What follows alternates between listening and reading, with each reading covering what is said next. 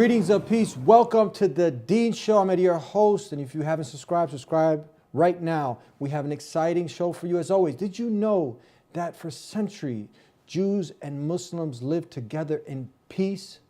Now, I know many of you have been taught otherwise, or some people have actually been brainwashed to believe otherwise. But we have a chief rabbi of 30 years here in the Dean Show to give us the facts, not fiction, of the beautiful relationship that Jews and Muslims had and to this day are working together for good against a force that has hijacked Judaism and is hiding behind it and is tyrannically oppressing a certain group of people out there. We're going to be talking about this, again, facts not fiction, here on the Dean Show.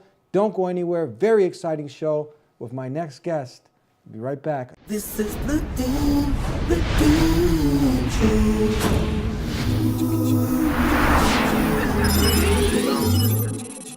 This is the Dean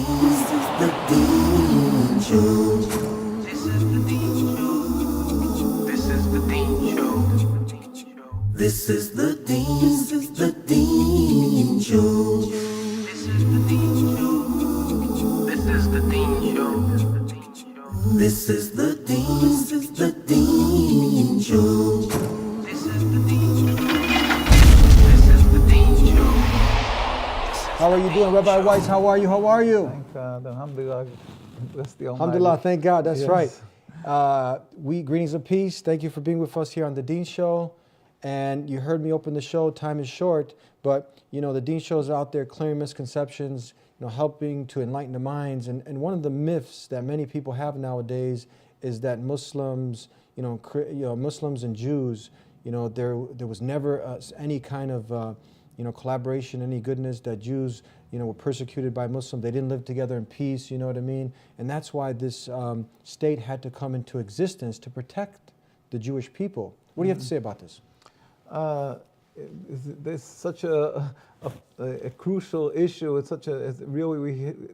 I pray to the Almighty first that He should bestow upon me His truth, His wisdom, that I may be worthy of conveying His message, and so sanctify His name and bring peace to the world. Amen. And in such a short time to be able to express all the issues here, to explain all the issues here will be very hard, but we'll try with God's help just to at least shine a light on what we're having here. It is true, it is a fact that Jews lived and flourished in the Muslim and Arab lands, and anybody who would like to could see for themselves go to Tunisia, Morocco, Iran, Egypt, and Yemen, and all the lands there.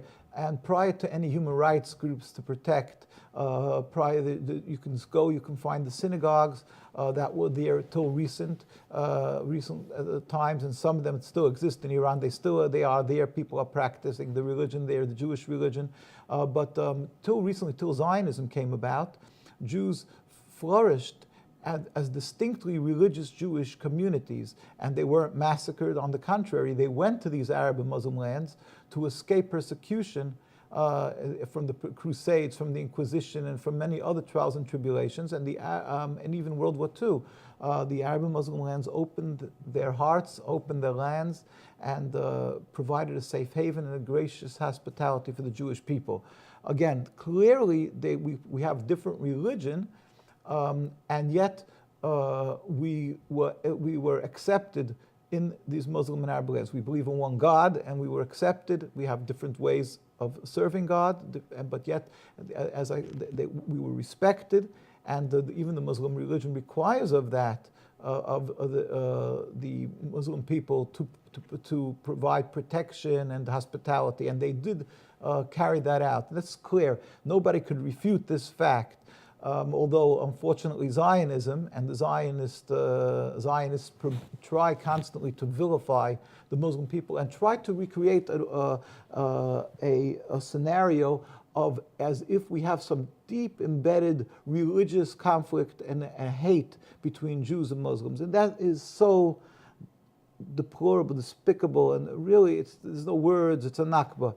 And let me try to explain. Really, people have to understand, I threw in the word Zionism and this, what are we talking about here? Yeah, So, what is it? Most people are ignorant now when you hear Zionism. What's the difference between Judaism and Zionism? Yeah. with God's help, Judaism is a religion. It is the covenant that Jewish people made some 3,000 years ago on Mount Sinai to be subservient to God and to follow the laws of the Torah, 613 commandments in the Torah. In the Torah is full of laws that are replete. Some a large segment of them have to do with keeping Sabbath, kosher, things that pertain from us as human beings to the Almighty. And then there is a large segment of the Torah that pertains to that one should not steal and one not kill and to be compassionate and so forth. There's many, many commandments. It's all part and parcel of the Torah. In fact, we can encompass it as one of the commands, one of the statements is that in Hebrew it says, Mahu racham afatu teiracham. Just as God is compassionate, you should be compassionate. So basically that is what Judaism is. Zionism is a mere 100-odd years. It was a movement of Jews who were estranged from the Torah, who detested the Torah and tried to transform this Judaism into ersatz Judaism, a new Judaism, which is pure nationalism, material concept of having an army, Olympic team, and to be a nation proud amongst other nations, totally removing in its essence the concept of godliness, removing God from the equation, and they will allow religion, they say, or how far they do or don't, but they have hijacked the name Israel, they've hijacked the whole Judaism to legitimize and to put a facade of that it's kosher, that it's godly, what they're doing, when in truth it contradicts Judaism and it's totally forbidden, and I'll explain why with God's help. Can you, before we go to break, so can you be Jewish and an atheist? Of course not. It's ridiculous. Judaism is belief in God. That's what it's all about, a covenant with God. It's not a nationalism. It's not some type of a country that you can be a Democrat, you can be a Marxist or something. Well, Zionism is exactly that. They were Marxists and they claim to be Democrats, and they proudly claim that you don't have to be a practicing Jew and to be a good Jew as long as you're supporting the state. So that in and of itself shows the heresy and the blasphemy in what this is. But there's much more to what we're talking about, the issue of Zionism, and I would really have to elaborate a little bit on what this is, on what Zionism, how in every facet it rebels against God, and it is rooted in heresy and non-belief in God and in doing evil, basically. Before we go to break, just one more thing. It really touched a lot of the hearts when people have heard you say that Jews and Muslims at one point, when they were living before this whole nationalistic, atheistic movement, Zionism, is it safe to say that's what it is, an atheistic, nationalistic movement? Most certainly. Yeah. So now, before that, they were actually babysitting each other's kids. So if you're leaving a kid with someone, your own, flesh and blood, your joy of your heart, this is not your enemy. The most precious possession that a person has. It's what God gave a person. And Jews and Muslims will leave their kids to They live in babysit. the same courtyards. We have many Jews who are alive today, thank God, and they lived in the old courtyards in old Jerusalem. To testify to this. And they could testify this and to this, both from the Arab and Muslim people and the Jewish communities. I have many colleagues of that. We're going to take a break. Yeah. Yes. And we're going to talk about a lot more here in the Dean Show with Rabbi Weiss. Don't go anywhere. Misconception: Muslims are terrorists. This is by far the biggest misconception of Islam, given unfairly by stereotyping and the public image that the media gives. Has anyone else noticed how when a specific group of people attack another group of people, it is labeled as a hate crime, but when a Muslim opens fire on anybody, it is quickly regarded as terrorism? Many political dictators and officials or extremist groups use the name of Islam as a strategy to garner followers and attention when many of their practices go against the true basis of Islam. The media has also portrayed Islam as a cult or a club where if you join you become a terrorist, and that is now part of your agenda. However, all over the world people practice Islam in the true form and use it as a way of life. There are many verses in the Quran that go against the idea of terrorism. Some of these verses include: fight the way of Allah, those that fight you, but do not transgress limits, for God does not love transgressors. This basically means do not fight except in self-defense, and even in doing so, do not go beyond defense. Another verse states, if they seek peace, then you seek peace. Which means, do not attack people for no reason or kill innocent people. There is nowhere in Islam, whether it be in the Quran or the teachings of Muhammad, that promotes the killing of innocent people. Please subscribe to The Dean Show. Follow us on our official Facebook and Twitter pages in the links below. Please also help support The Dean Show by making a donation in the link below. Back here on the Dean Show with Rabbi Weiss, Rabbi of 30 years. We're talking about clearing up, some of the misconceptions, the myths, and many people, again, we were talking about Zionism, what this actually is. We're clearing up what Judaism is and the difference between the two. Please continue from there. With the help of the Almighty, as I was saying earlier, Judaism is subservience to God and to strictly adhere to the laws of the Torah that God made a covenant with us on Mount Sinai. We must uphold the Torah. That is what Judaism is. Nothing less and nothing more. That's what it is, Judaism.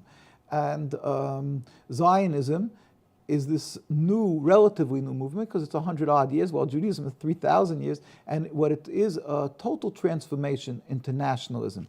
And first of all, it's rooted in heresy, in blasphemy. What it states is that we have to take a gun to protect us. Where was God by the Second World War? Although Zionism started before the Second, but they say we have to protect ourselves, and they constantly harp on this issue, in that our only salvation is with the gun, and totally ignoring the fact that with our salvation as a Jew, what a Jew means is to look to God for protection, to understand that God rules the world.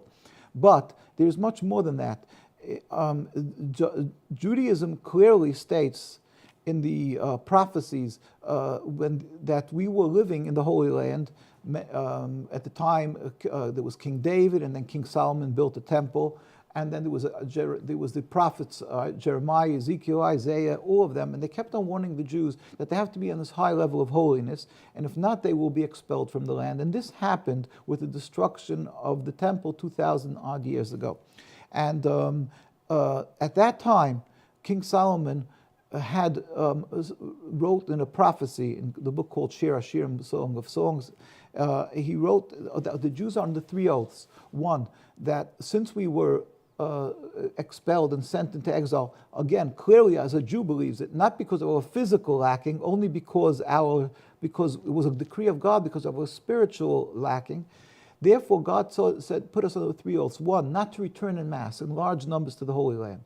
Jews were living as private individuals under Turkey or whoever it was, the Ottoman Republic, it's all fine. But to return in mass, that is forbidden. Secondly, we are not to rebel against any nation. We're not to make any attempt we have to be loyal citizens in every country, pray for the well-being of the country that we're residing in. Thirdly, not to make any attempt to end exile.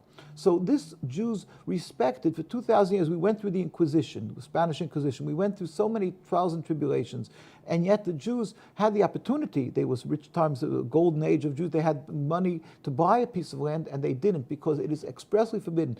Meaning that even if they would have been in a desolate land, uninhabited, Jews respected the fact that we should not buy one piece of land to make Jewish sovereignty. This was respected for 2,000 years. Now the Zionists came and they created a state, ignoring totally and laughing at what the teachings of the Torah, and ridiculing the ones who follow this belief in the Torah, which is pure, the 101 of Judaism. And they said, where was God to protect us? They simply discredit God and the Torah, and therefore they said, we're going to make a state, and as supposedly for protection or whatever reason. At the same time, this is not enough, but the fact that they made their state in a land that was inhabited, it wasn't a desolate land, it wasn't an uninhabited land, it was inhabited. That's a myth there. It was they used to say that mantra was, it was a land without a people without a land. So now they decided to create this state in a land that was inhabited, the majority, the vast majority were Muslim. Then there was a Christian community and there was a Jewish community. All 3 of these communities were anti-Zionists, because the Jews were in almost its entirety, they were the religious communities.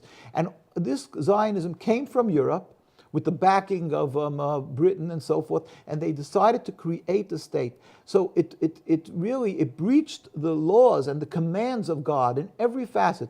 Again, we are forbidden to have a state, and on top of that, it's clear the Torah is replete, as I've said, with do not kill, do not steal, and to show there's the commands that we have to show gratitude for people that have done good to us. And the Muslim countries were the ones, and the Arab countries were the ones who provided a home for Jews. And now to go and vilify these people and claim that they hate Jews and they're anti-Semites and so forth, this is so repugnant by us. It is such a tragedy and humiliation for us, because not only are they creating this state, but they're doing it by vilifying the people that were good to us. So and they're using my name. They've hijacked the name Israel and all our symbols, the menorah, the Star of David, and they put on a facade of religion. They claim it's a Jewish state. They claim it's the state of Israel, and they have these rabbis, so-called rabbis, who they were able to get. There's always a bad apple in a barrel. They were able to get a few. We have tens of thousands of rabbis we've had, especially before the Second World War.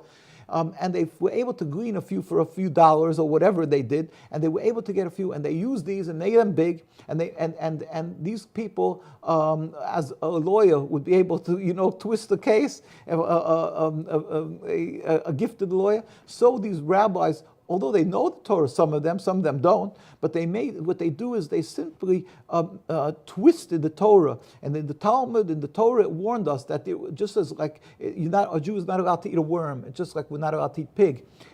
So there's a saying in the Talmud, there's 150 ways to prove that you can eat a worm. Although it's clear in the Torah we're not allowed to. It's a verse in the Torah.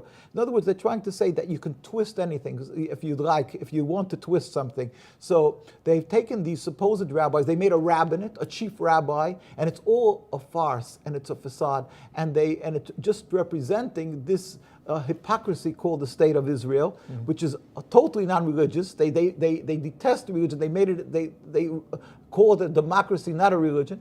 And so in every facet, this is contradictory to Judaism and all the rabbinical authorities, with God's help will show you, especially the chief rabbis of Palestine. Now you said chief rabbi at that time, before this was formed, right. He went to the United Nations, and what did he do? Yes, and we have a book called Traditional Torah Opposition to Zionism. And in 1947, the year before the State of Israel was ratified, and the chief rabbi of Palestine turned to the United Nations. We have all the pictures of it. We have all the, he said, and just one statement, we furthermore, this is Rabbi Dushinsky, the chief rabbi of Palestine, of the Ashkenazi community. And there was the Sephardic rabbis also. And he said, we furthermore wish to express our definite opposition to a Jewish state in any part of Palestine. This was a declaration before the United Nations, July 16, 1947. 4 months later, when they saw they were being ignored, he again turned to he sent a communication to the Secretary General of the United Nations on Lake Success,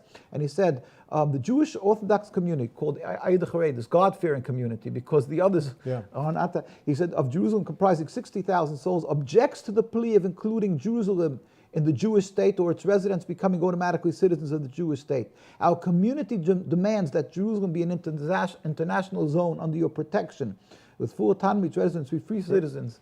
So basically, what's this? We have to go to break. So right. If somebody wants to Google his name, his name was Rabbi Yosef Tzvi Dushinsky, chief authority of the Jews at that time. He represented the Jewish community, and you can even in the United Nations we have the pictures where he sat with, and it's in the United Nations document. He wasn't the only one.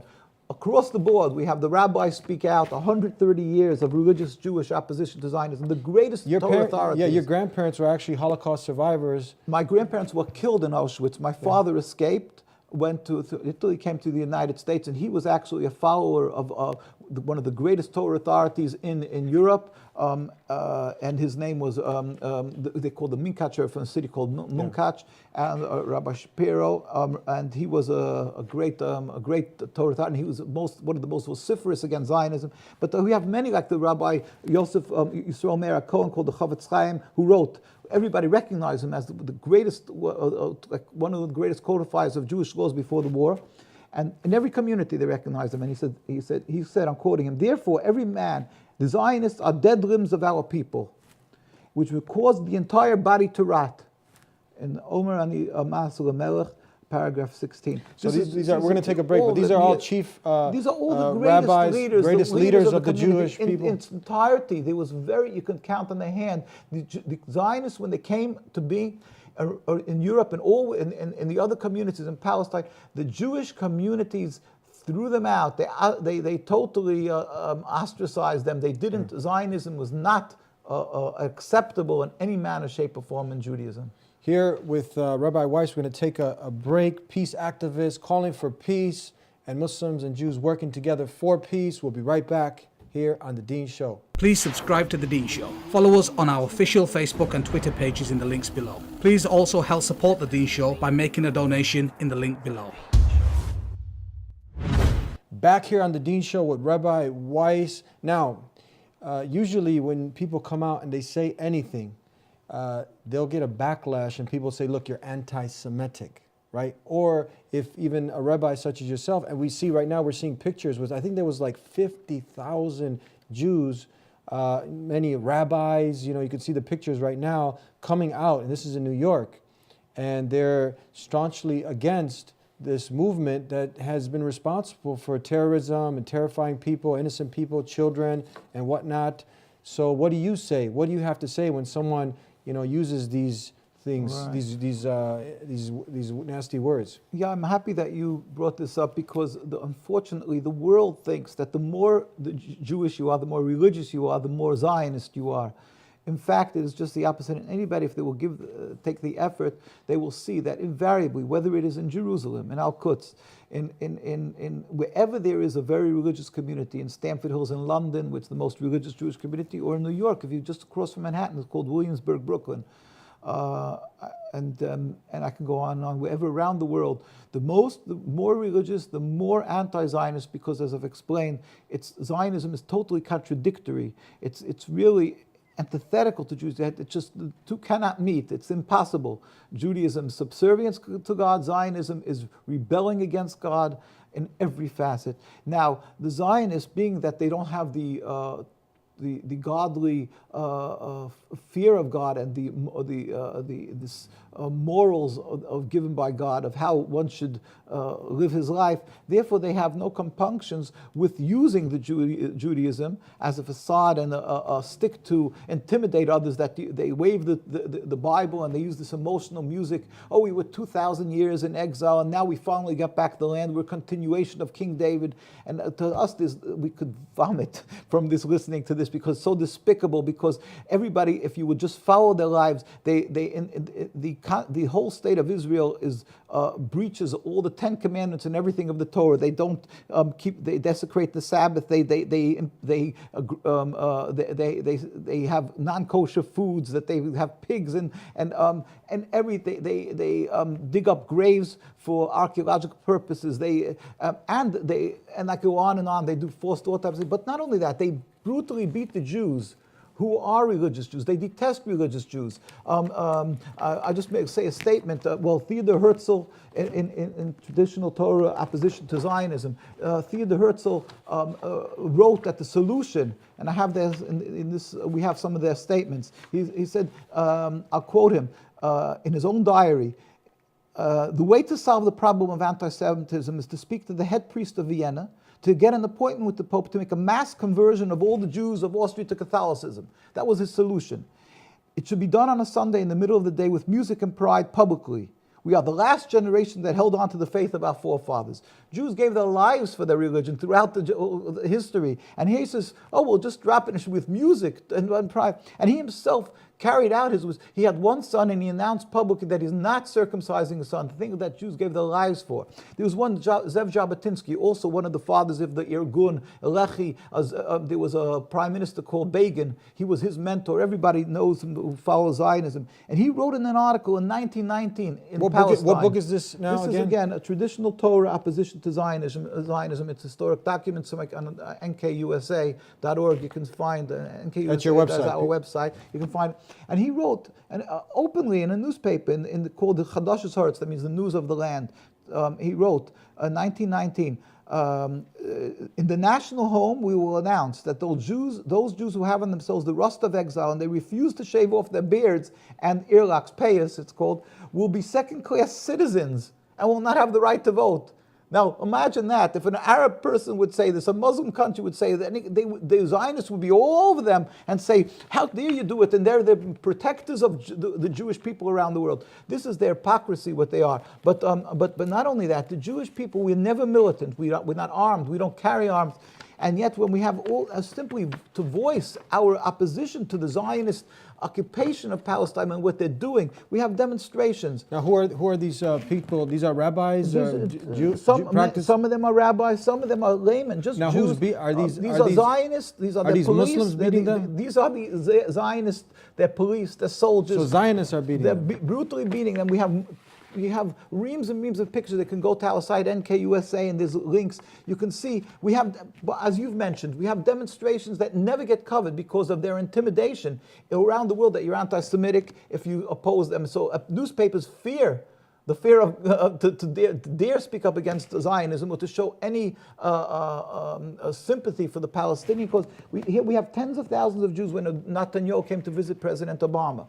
We have, as you said, in New York, we have every year we have many times demonstrations. And they're saying tens of thousands of Jews saying that we are against the existence, the mere existence of this rebellion against God called the Zionist State of Israel. We don't accept it. It's unacceptable to God. Not we don't accept it. It's unacceptable because we are Jews. Because we are Jews, we oppose the existence of the State of Israel. We sympathize, we cry with the people of Palestine in their suffering. And what happens in Palestine? This is what happens in Palestine. We get brutally beaten. These are Israeli soldiers. This is what they do day in and day out. We get arrested, we get brutally beaten, our leaders were assassinated.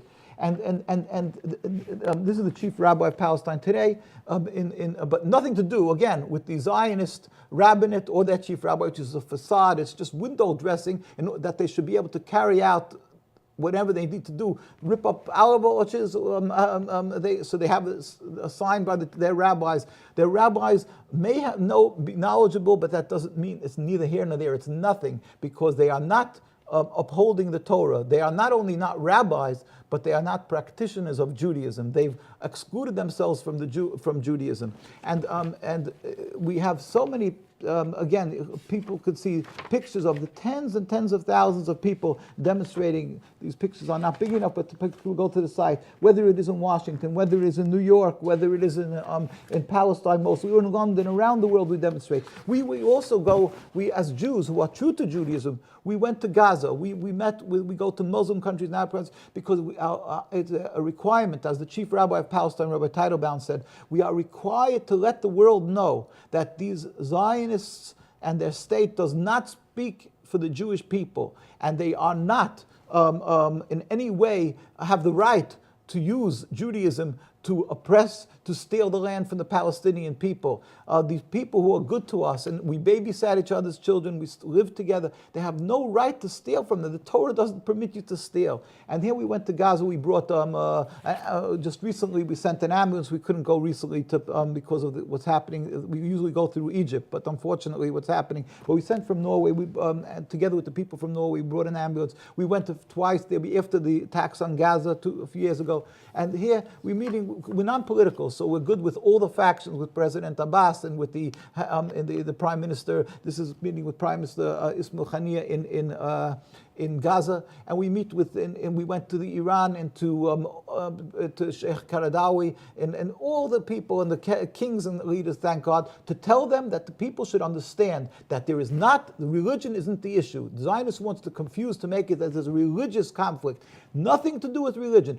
On the contrary, the Muslims and the Arab people were for us our friends and our patrons, the ones who protect us and provide a safe haven, and they should not be full victim of this evil movement of Zionism. With God's help, if you will remove this impediment to peace, Zionism, a relatively new ideology, so 100 mere years, then the Jews and Muslims and Christians were living for hundreds and hundreds of years, and it was never a problem. We could just remove that little drop of sand that was thrown in the person in the eye. You can't. That Zionism, remove that impediment to peace. And don't be confused that you have to remove this religion, these people, followers of practices of religion. The world, unfortunately, confuses these issues. And that is where the problem is. And that's why there's no light at the end of the tunnel, because they feel that they have to force this Zionism that it should continue. Remove it, and you won't have to put in billions of dollars for building walls and everything, because we can live together, as history so beautifully attests to the fact that we live together. I'd like to thank you. We're out of time. We have to go. Moving forward, how can people, if they want to get, sincere people out there who want to know the truth, but there's a lot of confusion over this, how can they get more informed? Well, with God's help, they can go to our site, www.nkusa.org, and as in November, nkusa.org, and there's a lot of sites, links, they can go to that. We urge people, don't call it a Jewish state, call it a Zionist state. You shouldn't fall into the trap of being referred to as Zionist. And we urge people both to pray to the Almighty, who ultimately is the one who brings the results, and do not be silent, do not be intimidated. Stand up for the people of Gaza and Palestine, to urge the leaders, just as South Africa was stopped from the apartheid. We can, with God's help, we will be able to, by having and putting pressure on our politicians, that they should understand they have to stop this injustice. And we plead with people, invite us and let us know of conferences around the world, and bring us there. We do not charge honorariums. It's our godly obligation to educate the world to understand that there is a way out of this terrible, terrible Nakba, this tragedy, simply by removing this impediment to peace. God help speedily, peacefully, and sooner nowadays. And then we can live together in peace and harmony. In peace. Thank you so much. Thank you so much for being with us here on the Dean Show, Rabbi. Thank you. And that was Rabbi Weiss. As you can see, Jews and Muslims lived. It's a fallacy that they didn't live together in peace, that they actually babysat each other's kids. And the rabbi had mentioned apartheid. Now, I'm going to end with this quote from Nelson Mandela, where he stated that apartheid is a crime against humanity. Israel has deprived millions of Palestinians of their liberty and property. It has perpetuated a system of gross radical discrimination and equality. It has systematically incarcerated and tortured thousands of Palestinians contrary to the rules of international law. It has, in particular, waged a war against a civilian population, in particular, children, in particular, innocent children. Get informed, get enlightened, and don't be someone who's just blindly hating. And connect with God, connect with your Creator, and ask Him for the guidance. He'll make it clear. We'll see you next time on The Dean Show. Subscribe if you haven't already. Follow us on the social media tools, and we'll see you next time. Until then, peace be unto you.